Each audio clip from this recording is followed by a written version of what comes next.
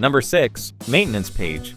At this page, the user can easily refer the alarm notifications, warning, and the working history.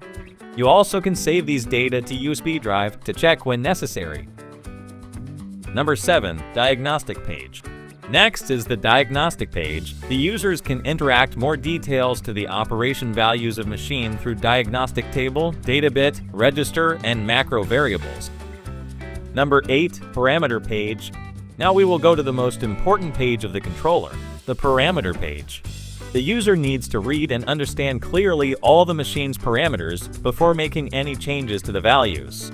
On this page, you can interact and establish values for many working parameters such as axis, spindle, hardware, and macro.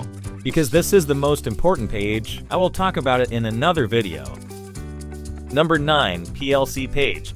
The F54 controller comes with an integrated PLC ladder module. It allows users to monitor the operation status of the machine through the PLC ladder program.